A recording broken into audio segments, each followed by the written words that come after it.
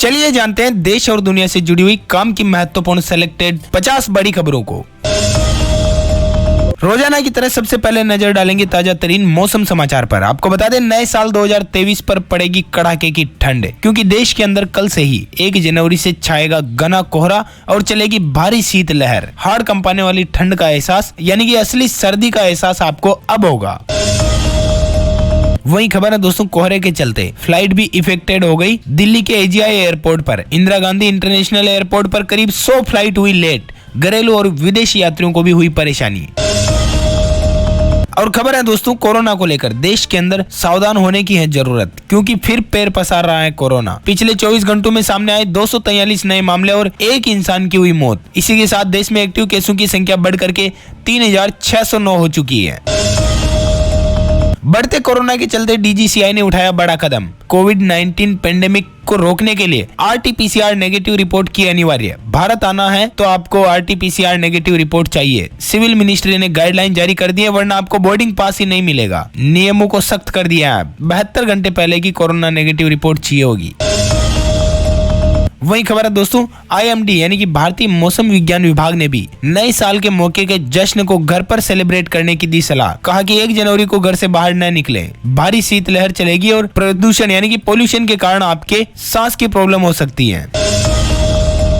और खबर है दोस्तों, प्रधानमंत्री नरेंद्र मोदी जी ने दी कल अपनी मां की मुखाग्नि यानी कि मां की अंत्येष्टि के बाद दिल्ली लौटे। अंतिम सफर में पार्थिव देह के साथ सब वाहन में बैठे रहे। मुखाग्नि के दौरान एकटक निहारते रहे। ये बड़ा ही भावुक पल था जो पूरे देश ने देखा था लाइव। मां हीराबा हमारे बीच नहीं रही है। इतना ही नहीं, मोदी जी अंतिम संस्कार से निपट के तुरंत दिल्ली पहुंचे और दिल्ली पहुंचकर डिजिटल माध्यम से किया हावड़ा एनजेपी वंदे भारत एक्सप्रेस का उद्घाटन, जो कि पश्चिम बंगाल के कर्नाटक में चलेगी। ममता बनर्जी का हावड़ा स्टेशन पर मंच पर बैठने से हुआ इनकार। और दोस्तों, अगर कल प्रधानमंत्री नरेंद्र मोदी जी की मां का निधन अगर नहीं होता तो मोदी जी खुद बंगाल जाकर वंदे भारत को हरी झंडी दिखाते, लेकिन फिर भी उन्होंने देरी नहीं की, वीडियो कॉन्फ्रेंसिंग के जरिए इस काम को अंजाम दिया। और खबर है दोस्तों, न्यू ईयर यानी कि नए साल के तोहफे को लेकर बैंकों की तरफ से कई छोटी बचत योजनाओं में आपको मिलेगा 8% तक ब्याज। केंद्र सरकार ने भी नया तोहफा दिया है। न्यू ईयर पर एनएससी, डाकघर सावधि जमा, वरिष्ठ नागरिक बचत योजना और सीनियर सिटीजन सेविंग स्कीम पर मिलने वाले ब्याज में इजाफा कर दिया है। वही खबर है दोस्तों, दिल्ली एनसीआर में फिर लागू हुआ ग्रेप 3। निर्माण कार्यों से लेकर कई कामों पर रहेगी रोक। बढ़ते पोल्यूशन के चलते दिल्ली प्रशासन ने लिया बड़ा फैसला। आपको बता दें AQI 399 के ऊपर जा चुका है। और खबर है दोस्तों, रेल यात्रियों के लिए ट्रेन में आसान होगा पालतू जानवरों के साथ सफर करना। रेलवे ने एक नई पहल शुरू की है। अगर आप अपने पेट्स के साथ, कुत्ते बिल्ली के साथ सफर करना चाहते हो तो उनके लिए अब अलग से बॉक्स बनाए जाएंगे। और खबर है दोस्तों, कल भारतीय क्रिकेटर ऋषभ पंत की कार का एक्सीडेंट हो गया था, आपको पता होगा। हालांकि अब वो बोल रहे हैं हालत उनकी ठीक हो रही है, फिर भी रिकवर होने में काफी समय लगेगा। भयंकर सड़क हादसा हुआ, उनके सिर से लेकर पीठ पैर तक गंभीर चोट लगी है। पीएम मोदी ने ऋषभ पंत की मां से फोन पर बात की और क्रिकेटर के स्वास्थ्य का हाल जाना। दिल्ली से देहरादून राजमार्ग पर क्रिकेटर ऋषभ पंत की गाड़ी दुर्घटनाग्रस्त हो गई। मैक्स अस्पताल में उन्हें भर्ती कराया गया। डिवाइडर से टकराकर उनकी BMW में लगी आग।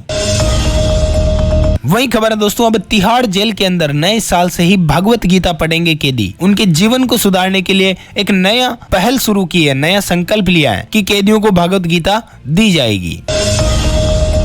और बड़ी खबर है दोस्तों, साल 2022 में सीट बेल्ट न पहनने की वजह से हुई 16,000 लोगों की मौत। एक्सीडेंट तो लाखों हुए, लेकिन 16,000 लोगों की तो जान ही चली गई। ऐसे में अब आगे ये आंकड़ा और न बढ़े, इसके चलते सरकार ने लिया बड़ा फैसला। यातायात नियम के अंदर 1,000 रुपए जुर्माना कर दिया अगर आपने सीट बेल्ट नहीं पहनी है तो। वहीं बड़ी खबर है दोस्तों, छत्तीसगढ़ कैबिनेट ने लिया बड़ा फैसला। अब फिर से बहाल करेंगे पुरानी पेंशन योजना यानी कि OPS, ओल्ड पेंशन स्कीम को। सीएम भूपेश बघेल की अध्यक्षता में बैठक हुई, जिसमें फैसला लिया गया कि दोबारा शुरू किया जाएगा। और इतना ही नहीं, सभी शासकीय सेवकों को अप्रैल 2022 से ही सामान्य भविष्य निधि का सदस्य माना जाएगा और नवंबर 2004 या उसके बाद नियुक्त तिथि से 31 मार्च 2022 तक NPS खाते में जमा कर्मचारी अंशदान और उस पर अर्जित लाभांश शासकीय कर्मचारियों को NPS नियमों के तहत देय होगा यानी कि मिला करेगा। अभी उत्तराखंड में जो भाजपा की कड़ी हार हुई थी, इसका भी कारण ओल्ड पेंशन स्कीम को ही बताया जा रहा है। इसी के चलते छत्तीसगढ़ में भूपेश बघेल सरकार द्वारा लिया गया बड़ा फैसला आप देख सकते हो। वही खबर है दोस्तों, पर्यटकों को बर्फ में मस्ती करना पड़ा भारी। अटल टनल के पास 100 से ज्यादा वाहनों में फंसे सैकड़ों यात्री। हालांकि उन्हें सुरक्षित निकाल लिया गया है, लेकिन कईयों को दिक्कतों का सामना करना पड़ा। और खबर है दोस्तों, हरियाणा के सभी सरकारी स्कूलों में सर्दी की छुट्टियों का ऐलान हो चुका है। 1 जनवरी से 15 जनवरी तक रहेगा अवकाश। वही खबर है दोस्तों, कल प्रधानमंत्री नरेंद्र मोदी के लाइव कार्यक्रम में जय श्री राम के नारों से भड़की ममता बनर्जी ने छोड़ दिया मंच। कल ही आपको पता होगा, मोदी जी ने पश्चिम बंगाल में वंदे भारत को हरी झंडी दिखाई थी, लेकिन ममता बनर्जी कुछ इस कदर नाराज हुई कि मंच से उतरकर चली गई। वही खबर है दोस्तों, चीन में कोरोना से मची ये तबाही अभी पीक पर नहीं है। नए साल में एक दिन में 25,000 मौतें हो सकती हैं, ये अंदेशा लगा रहे हैं कई बड़े एक्सपर्ट्स। और खबर है दोस्तों, बिहार निकाय चुनाव को लेकर नगर निकाय चुनाव में महिलाओं ने दूसरे चरण में लहराया परचम। आपको बता दें कि पुरुष उम्मीदवारों की तुलना में बेहतर प्रदर्शन किया है महिलाओं ने इस बार। और खबर है दोस्तों, अमेरिका में 10 करोड़ से ज्यादा कोविड मामले, जापान में 8वीं लहर और ब्रिटेन का भी हाल है बेहाल। और खबर है दोस्तों, एक्टिवनेस जिसे अपन बोलते हैं, उसका स्पष्ट उदाहरण पेश किया है मोदी जी ने। कल मां हीराबेन को आखिरी विदाई देने के बाद फिर कर्म पथ पर लौटे पीएम मोदी और तुरंत दिखाई वंदे भारत को हरी झंडी। एक मां को खोने के बाद इतना जल्दी अगर कोई एक्टिव हो सकता है तो मैंने मेरी लाइफ में मोदी जी के सिवा कोई दूसरा इंसान नहीं देखा। बाकी आपका क्या कहना है इस पूरे मंजर पर, बताओ जरा नीचे कमेंट्स करके। कल पूरा देश गमगीन था, लेकिन मोदी जी बिना अपने चेहरे पर गम लिए पश्चिम बंगाल की जनता से हुए रूबरू, जो कि वाकई में काबिले तारीफ है। और खबर है दोस्तों, दिल्ली के अंदर अब नर्सरी एडमिशन को लेकर निजी स्कूल यानी कि जो भी प्राइवेट स्कूल हैं, उनके 25% सीटों पर EWS कोटे के बच्चों का नर्सरी में दाखिला देना किया अनिवार्य। और खबर है दोस्तों, राजस्थान में रीट पेपर लीक प्रकरण में 2 और आरोपियों को किया गिरफ्तार। मामले में एसओजी ने अब तक 95 आरोपियों को धर दबोचा है, जिनके की फोटोज आप देख सकते हो। और खबर है दोस्तों, मध्य प्रदेश के इंदौर में 3 दिन तक योग करेंगे NRI। अब स्वस्थ इंदौर CM की पहल पर 75 ट्रेनर्स कराएंगे योग क्रियाएं प्रदेशवासियों को। वही खबर है दोस्तों, गूगल भी अब यूजर्स को देगा स्पैम कॉल की जानकारी। ट्रू कॉलर के जैसे ही आपको स्पैम कॉल का पता चल जाएगा।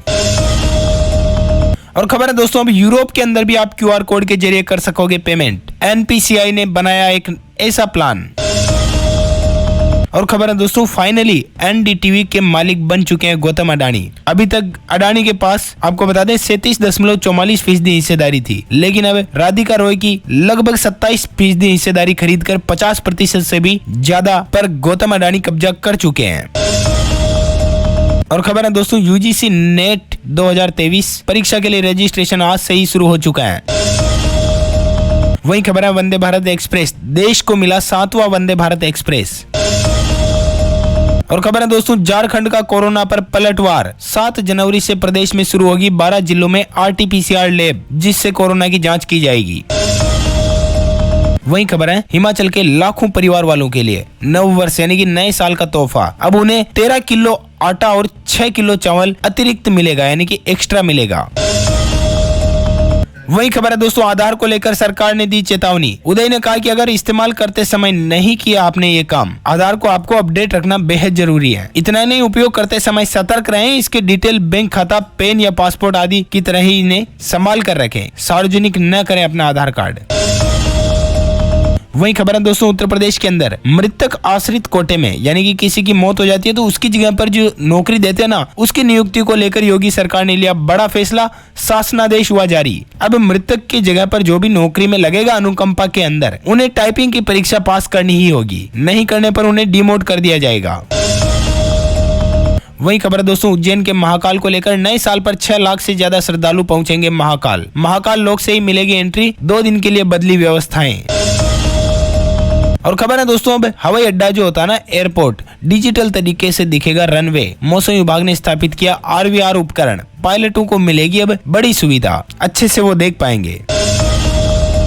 और बड़ी खबर है रसोई गैस सिलेंडर को लेकर। साल 2022 में कुल 4 बार बदला घरेलू एलपीजी सिलेंडर का भाव, लेकिन चारों बार महंगाई हुआ, कभी भी सस्ता नहीं हुआ। ऐसे में अब हर महीने की पहली तारीख को रसोई गैस सिलेंडर के भाव में या तो कटौती होती है या बढ़ोतरी होती है। देखते हैं कि नए साल पर 1 जनवरी के दिन आम आदमी को तोहफा मिलता है या लगता है फिर बड़ा झटका। जो भी आएगा अपडेट कल सुबह ही हम आपको अवगत करा देंगे। इसके लिए आप हमारे चैनल को सब्सक्राइब करके जरूर रखें, ताकि जैसे हम वीडियो डालें और आपको मिले नोटिफिकेशन सबसे पहले। और आपसे एक और रिक्वेस्ट, आप वीडियो को देखते तो मगर लाइक और शेयर नहीं करते हो। लाइक और शेयर करने से हमारा मनोबल बढ़ता है, हम आगे भी आपके लिए और अच्छे वीडियो लेकर के आते रहेंगे। ऐसे में जल्दी से वीडियो को लाइक कर दीजिएगा और शेयर भी करिएगा अपने सभी दोस्तों मित्रों के साथ, ताकि उन तक भी ये काम की और जरूरी खबरें पहुंच पाए। तो दोस्तों बस इस वीडियो में इतना ही। वीडियो में बने रहने के लिए आप सभी का बहुत बहुत शुक्रिया। वीडियो को लाइक करें और शेयर करें अपने सभी दोस्तों मित्रों के साथ, ताकि उन तक भी ये काम की और जरूरी खबरें पहुंच पाए। अपन जल्द मिलेंगे नए वीडियो में नए टॉपिक के साथ। तब तक के लिए thank you, take care, good bye, जय हिंद, जय भारत, वंदे मातरम।